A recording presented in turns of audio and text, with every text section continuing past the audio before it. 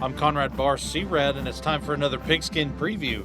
Today we'll be looking at the 2024 football season for the Como-Pickton Eagles. We'll get right into the preview after this word from Foster's Place. Home to craft beer, pizza, and wings. Foster's Place in Pickton has over 100 different beers to choose from. Locally owned and operated. Enjoy their signature pizza, plates, wings with bone in and bone out, burgers, and sandwiches. Really good food, great atmosphere. They have a huge selection of whiskey and bourbon. Live music every weekend. Open Monday, 4 p.m. to 9:30. Saturday, 11 a.m. to 10 p.m. Sunday, 11 a.m. to 9:30. Located 15244 Highway 11 in Pickton. Foster's Place is known for its craft beer and great food. Supporters of the Como-Pickton Eagles. The Como-Pickton Eagles are under the direction of head coach Jeremy Griffin. They are in District 9, 2A Division I, Region 3. They return 8 starters on offense and 8 starters on defense. Last year they went 1-9 overall and 0-6 in district. I had the chance to sit down with head coach Jeremy Griffin. Here's my interview with the coach. All right, we got first-year head football coach and athletic director Jeremy Griffin here with Como-Pickton. Coach, thank you so much for taking time out of your busy summer schedule to meet with the radio station. And I know you've been with Como-Pickton for a little bit, but I want to welcome you to being head football coach and athletic director, and of course dealing with me and having your first interview with me. So now, to get started, of course, before we go in detail a little bit about the preview, of course, we do want to introduce you to the Como-Pickton community and the KMOO country. Give us a little bit about your coaching background and tell us kind of maybe some stops you've had previously or some coaches you may have coached with in the previous that's kind of giving you some mentorship and guidance and your philosophy, things of that nature. And then tell us why you wanted to take the head football job at Como-Pickton. Yeah, well, I first started off in Hugh Springs. 2009 was my first gig there. Coach Edwards was there. He hired me on there, and I was there for 10 years. I was able to kind of just rise through the ranks through there. My last 2 years there, I was the OC, head basketball, head track, so I kind of did it all. Like I said, I was there for 10 years, enjoyed my time there. Coach Ed and Coach Green there, they really helped me out a lot. Coach Barnes and all those guys. It was a really fun time at Hugh Springs. We had a great time there. After that, Scotty Lamance, he called me, and he offered me a job over at Union Grove. I went to Union Grove for a year. Of course, that was 2019, 2020. So 2020, of course, started COVID, got shut down, everything like that. And then that was also, 2019 was also the year Pewitt went to the state championship game. And Tristan Abram was there. He took the job over Mahia. He gave me a call, and I went down and talked with him and was able to go with him down there to Mahia. Stayed with him there. Had a great time there. Won a district championship there.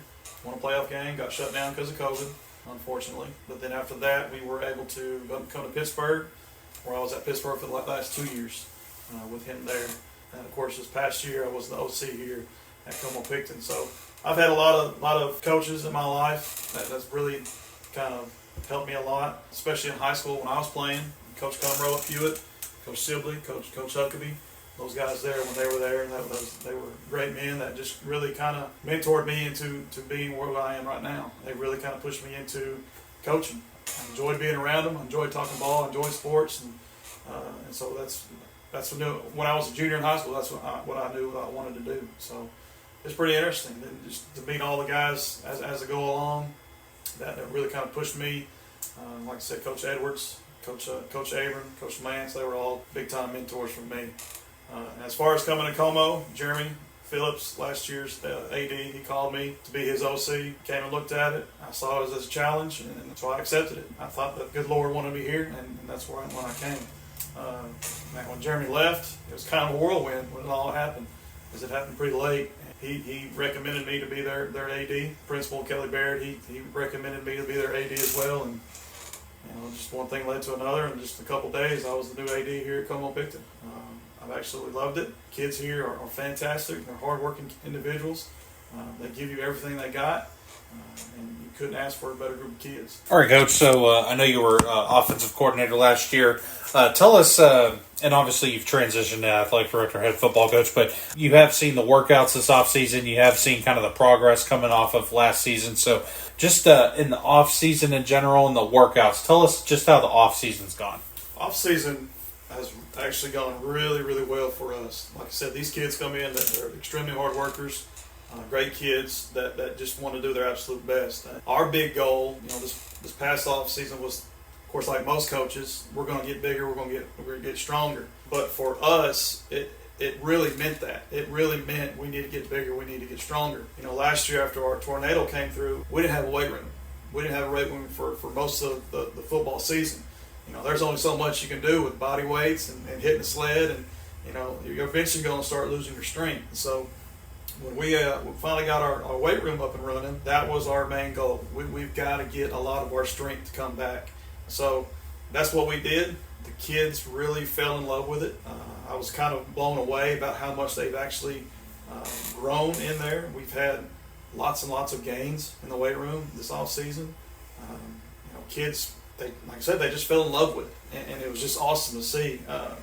We actually put a lot more muscle on these kids.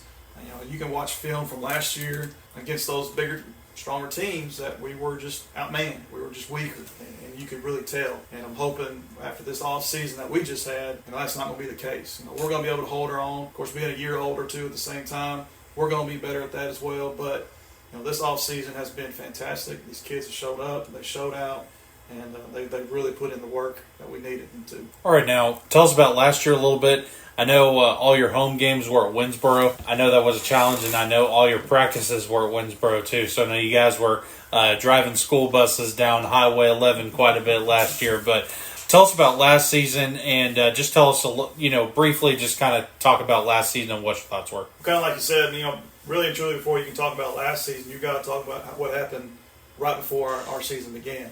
We had that tornado come through. We lost our field house. We lost our weight room. We lost the concession stand. Basically, football was up in the air. Are we going to have a season? Are we not? And these kids were kind of, indecisive as well. Like, am I going to play or am I not? I've got to give a lot of credit to our administration, our school board, our maintenance team, and especially Jeremy Phillips, of getting within 6 weeks, getting all that taken care of to where we could actually play and go from day one. So a lot of credit goes to those guys. Playing on the road every single week. You can say Winsboro was home, but it's still you gotta prepare for it. It was a challenge for sure. I think I'm not trying to use. Didn't feel like a true home game. It never did. Yeah. We're always traveling. We're always having to pack the trailer. We're always having to make sure everyone has their stuff before we leave. It just becomes a headache at times. But the kids came through. Kids managed. They did what we asked them to do. So we couldn't fault them on that. But again, not to use the storm as an excuse or anything. But I think just you not having a home game, you don't have a place to dress. It dampened probably a lot of our spirits. These lot of kids, again, were questioning, do I really want to play or not? But as far as the season goes, we were young. We were so young. We finished the season with 2 seniors, 4 or 5 juniors, and so the rest of us were sophomores and a few freshmen. So, like I said, we were extremely young last year and just very green, as you can say. Yes, sir. But those kids grew a lot last year. I'll say it. 1-9 does not look good on paper. It does not. For anybody. The amount of growth, the amount of experience those kids got from that past season, that's what you can't measure. Again, last season was kind of disappointing in our win-loss, but the experience gained for these kids for sure was a definite plus for us. All right, so tell us about some kids you're excited about coming back. I know you mentioned you graduated 2 seniors, so you do have a lot of returning sophomores, now juniors, now seniors, and of course you have an incoming freshman class. So tell us about some individuals or maybe position groups that are going to be a focus of your team this year. We're really excited about our offensive line, defensive line. A lot of those guys, well, just about every single one of them are back. So we're going to be really excited about that. But some individuals, of course, Julian Rodriguez, he's going to be our X factor. He's going to be in our scheme on offense, he's going to be our fullback. He's going to get a lot of the touches. Just a strong kid that runs hard and plays hard, does anything you ask him to do, and just a well-built young man. He'll also play a lot of defense for us. It's hard to get that one off the field, especially at the 2A level where you don't have many subs to begin with. He's going to be pretty special. Jeremy Flowers, another youngster. He was a freshman last year for us. We got him in the right spot, I believe, at center. He'll be a sophomore this year, and that kid's big. He's strong. He gets after it and just has a motor that just doesn't quit. He'll be a big role for us on our D-line for sure. Jose Mejia, he's going to be one that could also be an X factor in the fact that he's got a little speed to him. Como-Pickton, we don't have a lot of speed, but he's one that does have some. So he's going to help us out on both sides of the ball as well. Sean Carpenter, he was a sophomore last year, played a lot of tackle for us this year. We're going to move him out to tight end. He's kind of thinned up some, but man, he looks good. He'll be a junior this year. So again, just one of those youngsters that got a lot of experience last year. And then another one that I'm really kind of excited about is Balin Gillis. Balin showed up just about every day this summer that he could. He put in a lot of good work during the off season. He got a lot of muscle to him. He was a guard last year for us. This year we're moving him to the backfield, just because that's just the kind of kid he is. We're gonna see what he can do. But I'm really excited about him, not only offensively but defensively as well. But like I said, offensive line, defensive line for sure. That's gonna probably be our strong point. But then those individuals too around him is going to help out. All right, I know you've been with some different staffs and some different coaches. Anything in particular you guys have done differently this particular offseason that you may have in previously? Obviously, I know logistical situation was kind of a challenge, but is there anything you might have done differently, like time of day of practice or weight room philosophy, things like that? Yeah, what we did this past year that I really liked was that we brought in guys early in the morning to get their weights done, so that actually during the period now we're able to do some other things. So now we're getting a little bit extra work in, maybe just a few skill things. I coached basketball last year and did track as well, and getting that time in the morning, I'm not missing my weights, but now I'm still getting my time now I'm getting my skill work, and now after school I can do a lot of team stuff and those things there. And that's what I want to bring into to football this year. I want to lift them in the morning to where now we're able to do more stuff during the period, to where now these kids I think will be better prepared in the long run for sure, especially knowing our scheme, knowing our game plan, and just getting those things in instead of wasting so much time after school, dealing with that stuff. Now we're able to actually get our individual stuff done. We're actually able to get our team stuff done in a timely manner to where we're just not out there all day long with those kids. And I know those kids will be excited too that I'm not out there till 6:30, 7 o'clock at night doing these things. So that's one of the big things this year that I think can really help and benefit our kids. All right. Obviously, I know you're new at head football coach and athletic director this year. Talk about any other additional staff changes you might have had this upcoming offseason. Well, our whole entire boys side is new. Okay. I'm basically the lone wolf coming back from last year. Jeremy Phillips, he went back to U Springs. Can't blame the guy whatsoever. He went back for family reasons, and I cannot blame him for that. Some other guys that left had better opportunities in other places, so you can't blame these guys for leaving. Unfortunately for me, as a new AD, first rodeo and all that kind of stuff, I got to hire a brand new staff. But fortunately for me, I have Dr. Bahr, I have Mr. Baird there at the high school. Those guys really helped me out. We were able to get some guys in and fill these spots. I'm excited about the guys that I was able to hire, because I think I really brought in some great guys that is going to help us out. Bob Wells, he's going to be our offensive coordinator. He's coming from Quitman, played some football at ETBU. He's an offensive line guy, so that was a big one for me, especially for our scheme and how we run our offense, getting that offensive line guy. Our defensive coordinator will be Patrick Mays. He's coming from Holland ISD, down south. Very successful program in 2A. He's been around a lot of it, a lot of the success there, so I'm hoping what he's able to bring to us is that success. How you coach it, how you breed it, and just getting across to these kids that you can't be successful. Kelvin Cox, he will be with us. He's coming from the Little Elm District out that way. He'll be also our head basketball coach. Again, another college guy. He played at Arkansas State, played football and basketball at Arkansas State. So these guys have some great experience, and I'm hoping these kids can gain from that. Really and truly just listening to them, being coachable by these guys that have been there, done that, I think can be a big factor for us. Emilio Ramirez, he's coming from Sulphur Bluff. He's a Como-Pickton graduate. He was here. He wants to come back. He wants to see, again, Como-Pickton be successful. And why not? You're an alumni. Cade Caslon, he's another one who graduated from Como-Pickton. He actually graduated college this past December, I believe. So he's a newbie, but again, just one that's excited, wants to learn, and again, help turn Como-Pickton around. And then Danny Boyd. Danny Boyd's coming. He just graduated college not too long ago. He actually graduated high school from Winsboro. He's an athlete, loves sports, loves being around kids. He's been passionate about doing this, and this is his opportunity now to step in and help out. All right. Okay, redistricting.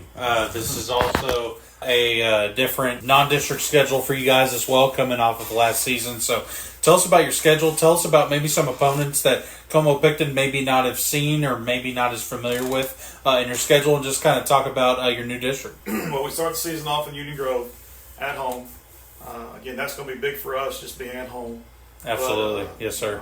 Playing 10 away games last year and finally being able to see our Friday night lights on here is going to be just fantastic. But Union Grove, checking on the history on that, we haven't played them, and I know at least 20 years. So it's going to be, some unfamiliar faces there. But me being there for a year, I know some of those kids still. So that's going to be interesting. I know Kyle Adams, the head coach there. He was at Union Grove when I was there. That's going to be a fun matchup, I'll be honest with you. I think it could be a battle. I think it's good for both of us. But again, Union Grove's not one that we have really faced that much. Dr. Bahr also has some ties to Union Grove. I believe it's his brother who is on the school board there at Union Grove. So I'm sure there's going to be some stuff going on between those two for sure. Week 2, we go to Big Sandy. Haven't played them in quite some time as well. They're an athletic team that's going to be well coached, and they're going to get after us. Week 3 will be Cumbie. We'll be playing at Cumbie that week, kind of an in-county rivalry, kind of renewed.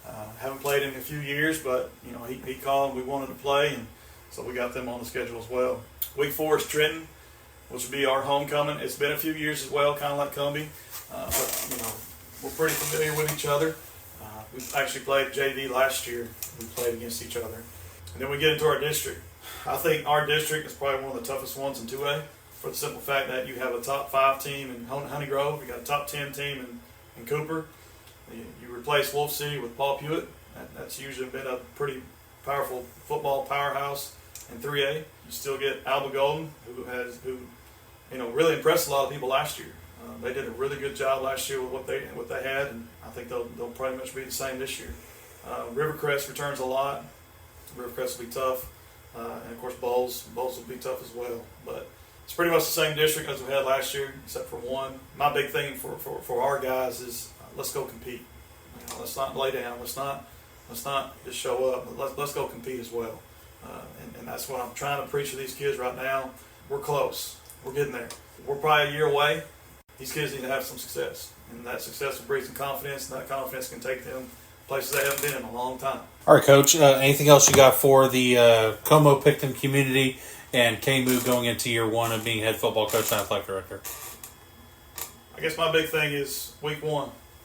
Come out and see what's been going on here.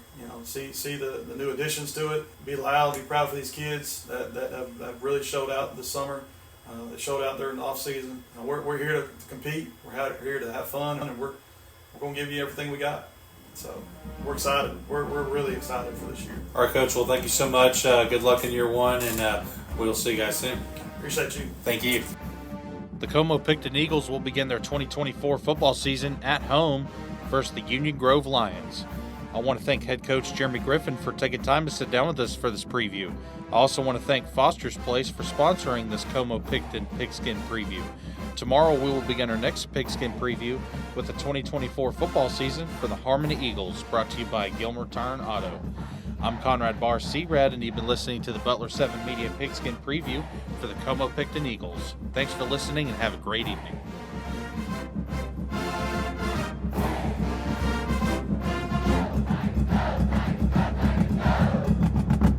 Home to craft beer, pizza, and wings, Foster's Place in Pickton has over 100 different beers to choose from. Locally owned and operated, enjoy their signature pizza, plates, wings with bone in and bone out, burgers, and sandwiches. Really good food, great atmosphere. They have a huge selection of whiskey and bourbon. Live music every weekend. Open Monday, 4 p.m. to 9:30, Saturday, 11 a.m. to 10 p.m., Sunday, 11 a.m. to 9:30. Located 15244 Highway 11 in Pickton. Foster's Place is is known for its craft beer and great food. Supporters of the Como-Pickton Eagles.